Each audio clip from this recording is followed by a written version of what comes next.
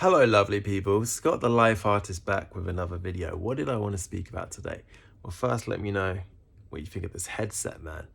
It's meant to cure depression, help with depression. My brother got it for me and I thought, you know what? Why not?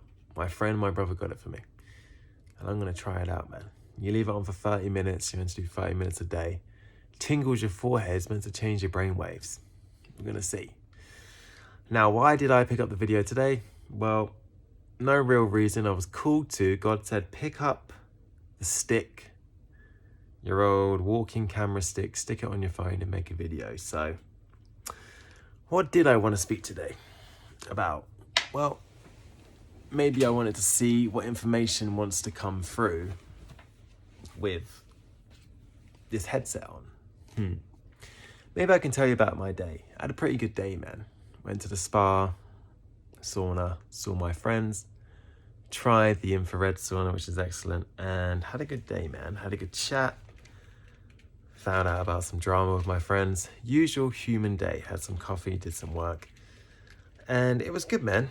And I suppose what I want to say is recently I've learned to really just be myself more.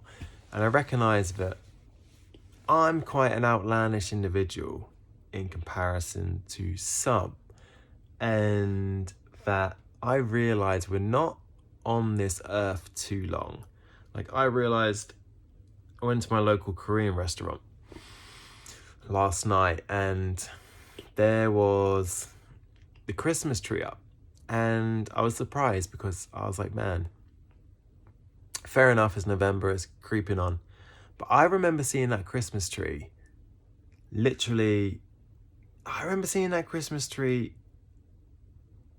like a moment ago, and a year went past like that. A year went past so quick that I couldn't believe it. And time is flying really fast at the moment for me. 35, 36 now, and I am in shock at the way time is moving.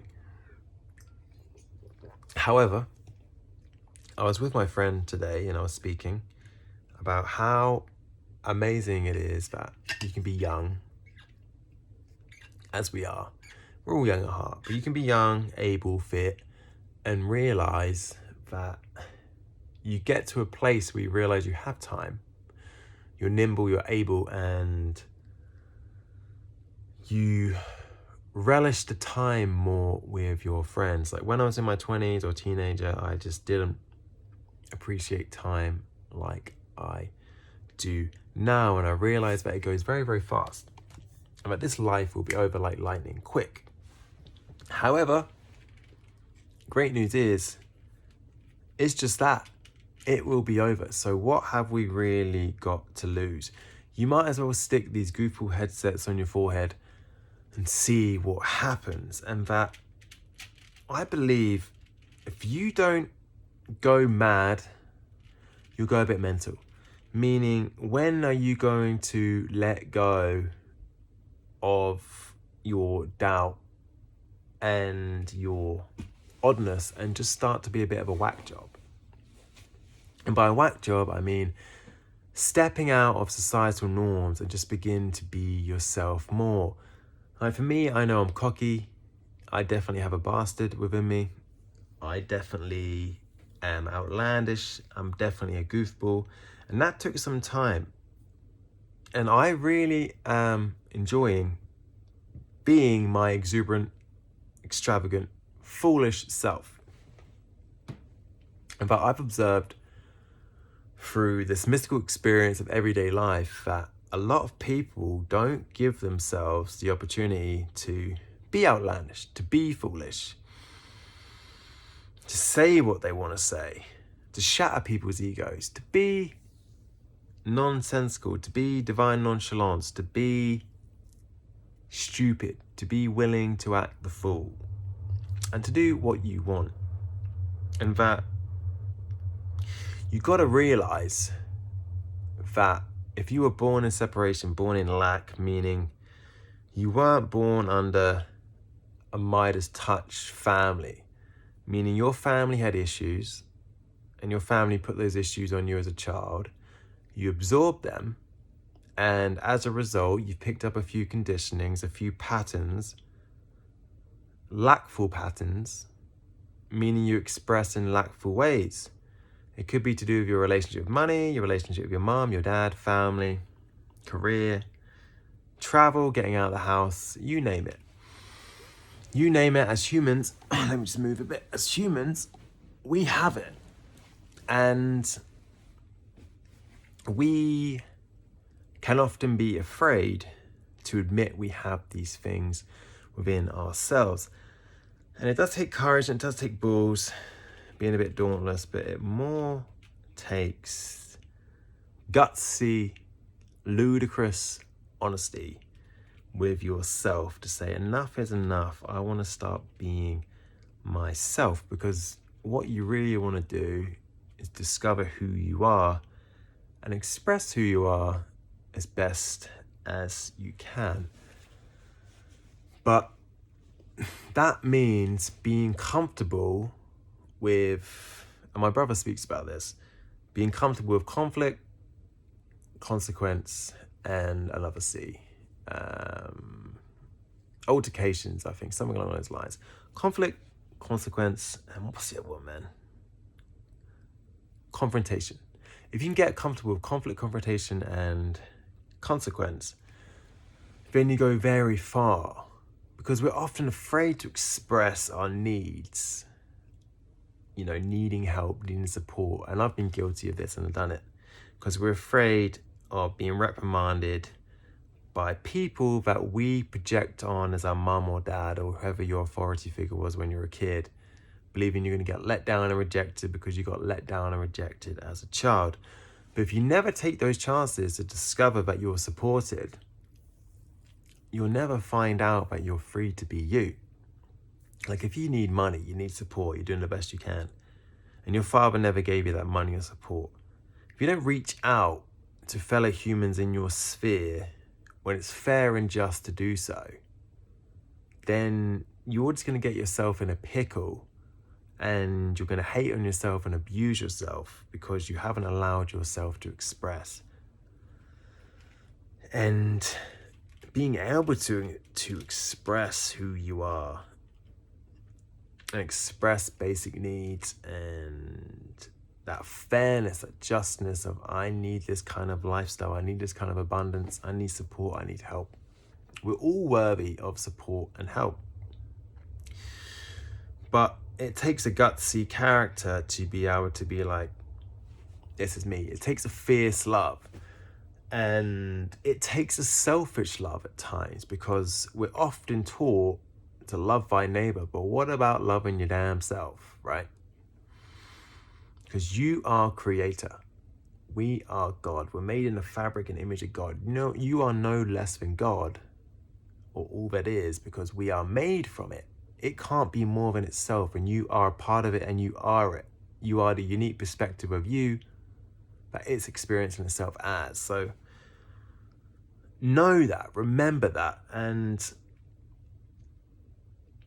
love that, and don't hold back, because what have you got to lose? We're all gonna die, so you've really got nothing to lose. You're scared of maybe being told off really is the big one, right? We often think our fears are these big things, right? Like, I don't know, let's go to the basic one. A lot of people have issues with sex, right? We're such a sex crazed culture as humans, the West, but on Earth in general, because we were taught sex is evil, sex is dirty, yet paradoxically it's the main act which gives birth to all of us. Testosterone, estrogen, without these things, we would never have come into creation, right? Our mum and dad set us up for life, but we're born and raised to believe that sex is dirty, sex is evil, pleasure is bad. But you're allowed to experience pleasure in life. You don't have to be a martyr, because God isn't watching in that way. Do you really believe deep down that God is petty enough to care about your discrepancies? What do you think unconditional love is? You see, there's a lot of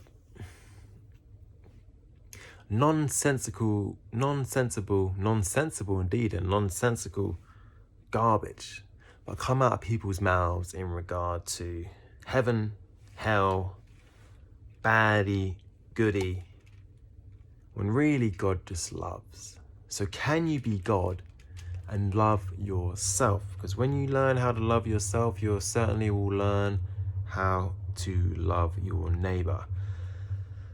And a big part of that is finding out who you are. And if you are feeling stale and if you're feeling depressed and it's a constant ride with you, months on months, weeks on weeks, days on days, it's not natural. It's not natural. You're holding on to certain ideas which ultimately have nothing to do with you. And that's why they feel so rough, heavy, and just, they feel like lead. It's like, man, I don't want to believe this. I don't want to hold on to this, right?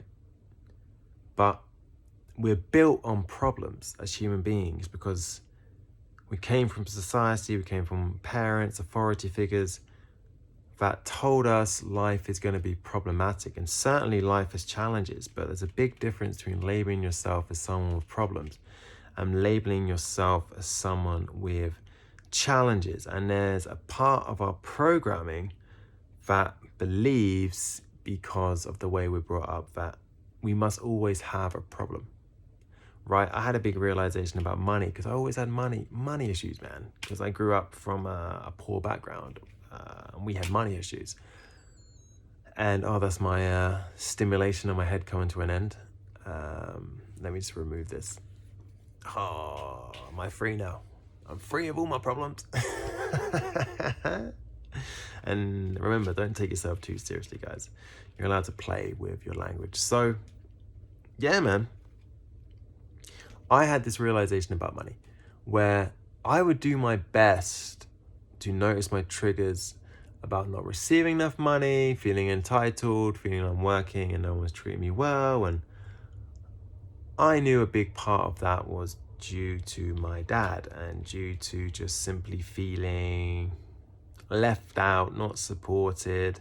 I remember a couple of things, not being able to maybe go on holiday or buy a football kit or whatever, and feeling bummed out and feeling that nobody loves you, nobody wants to support your dreams, blah, blah, blah. And that's fine. I intellectually knew that, and I would still get triggered when it comes to money. But when it happens several dozen times, and you've done your best, like I was having a freaking bathroom break, and I was like, man, I'm so done with this trigger. It keeps flaring up, getting into my head. And then I had this download, this realization. I was like, hang on, Scott. When you had money, because I had money, I still have money, but I mean, I had a lot more money. I was like, man, I just found another problem. It would be my ex-girlfriend. It would be my health. It would be my location. It would be fitness. It would be lack of status, lack of creativity. It would be something. And that's when I saw it. I realized that problem generator will take anything it can get its hands on and make it into a problem. And when I realized that, I was like, hang on, that's kind of like unlocked something for me, because it's not the money. Because I had money, I had the same issue, a problem. And then I realized, wow, I just love creating problems. And when I recognized that, I was like, hang on, but I don't love creating problems. No, I don't. I'm not a fan. I want to be a big boy now, grow up and ascend or enlighten myself, whatever you want to call it, and revolutionize myself and try something new. So more and more, I'm becoming myself once again. And yeah, man, I suppose I just wanted to tell you that you can also do that. I'm a demonstration of that. And you will definitely walk in, unless you're a golden boy who's been born under a Midas star, you'll definitely run into internal cells within you that lead to contrast and experiences, because life is all about contrast. It's never going to be perfect, unfinished. But the great joy of revolutionizing yourself and having the willingness to evolve and become more of a pure light, more of a badass light, is that you have to face the little gremlin in you that doesn't want to evolve or doesn't even know what evolution is, doesn't really know what light is, because all it knew from birth, a part of you knew from birth nothing but shadiness, nothing but separation and lackfulness. So it's always going to be creating problems. It's always going to see apples as crab apples. It's always going to see, I don't know, salt as vinegar, sugar as salt. You get what I mean. It's always going to have a bad taste in its mouth. But you can sidestep that. You can allow that. You can kind of just tap on the head and, like Jesus said, turn the other cheek, which means more just turn your focus to something you love, something you prefer. And certainly it takes practice. And sometimes you don't even recognize certain limiting, lackful behaviors in you until you really start to rev up your light and start to express in a more dauntless, outlandish fashion, or more majestic, serene, authoritative fashion, whatever your style is. More godly, it's more self-worth. You'll come across certain ideas where it's like, fuck, what have I been doing, right? Like me, for example, I realized I was really restricting myself in just terms of options and enjoying the abundance of life because I thought I had something to learn. And of course we have stuff to learn, but learning doesn't have to be painful. Learning can be very enjoyable, especially when you learn being yourself, right? Because you can learn a lot of things while not being yourself, but it's better to do it as yourself, right? It's almost like you are naturally yellow and you're playing on blue, and you keep playing blue and learning as blue, but it never feels quite right. Does it feel right to you, your life, right? That's the key. Does your life light you up? Do you feel alive? Like, I feel myself coming alive again. I'm like, yay, right? But for a long time, I was kind of dead, man. I really, really kind of died in a way. And it really, that kind of darkness, that lackfulness gives you pristine clarity of what you're not. But we only have so long here, and you might as well get on board of being what you are. Being what you are, being mainstreamed into yourself, your light, and learn as you go who you are, rather than learn as you go something you're not, right? So yeah, man, my question would be to you then, what makes you tick? Who are you? If God could say 3 traits about you that you are, that sing to your heart. Like me, for example, I know I'm an extravagant fool. I like to go big, you know. I like to tackle problems going all in, tackle challenges going all in. I like to be exuberant, meaning I like lots of stuff. If I'm in a coffee shop, I probably have nicotine in my mouth. I probably have coffee. If I don't have that, I probably have sweets, matcha, music. I can't just sit there when there's so much on offer for me to add into the equation of my day. But I can just sit there with mineral water and just a laptop. Some people can, but the minimal vibe, the minimalist, nah, that's not for Scotty boy. Scotty likes lots of stuff. And I'm also zippy. I like to move fast. I'm not someone who likes to be settled in and all copperish, I call it, or copper, silver and gold, you know, settled in like a little brownie, like a little hobbit. I love a little bit of that, don't get me wrong, I love a little bit of that, but I'm also kind of unsettled and I'm very childlike, and that took me a while to truly accept it. I knew it when I was a kid, a little while for a teenager, and then, like most people, I got very serious and very up my own ass in my 20s, and I forgot who I was. until it became too painful to carry the load of being something I'm not. So yeah, man, what are 3 things that God or you, your inner self, would say, this is me? Because we all have unique signatures, right? Everything has a unique signatures. We have elements: air, fire, earth, water. They're all one thing, God, but God expresses itself in many, many dynamic fashions. That's the beauty of all that is. That's the beauty of the multiplex, the multi-universe. So we all have a unique frame, a unique vibration. So it's worth investigating what your unique vibration is. You may be very serene. You may be very cerebral. You may be a tactician. You may be an artist. You may be an architect. You know, you may be, I don't know, down to earth, grounded, farmerish character, right? But we all have traits, we all have paths. So when we slip into them, into these frequencies, we really feel like ourselves. We feel alive, right? Because there's more than just feeling okay, fine. There's a hell of a lot more than that, right? And it's not really a polarized I'm happy because. It's like I'm happy because I am, right? Big difference there. So find out those traits and let me know in the comments how you're getting on with demonstrating and expressing and living those traits day to day. And let me know what challenges you have had regarding letting go of things that you're not and getting honest with who you really are.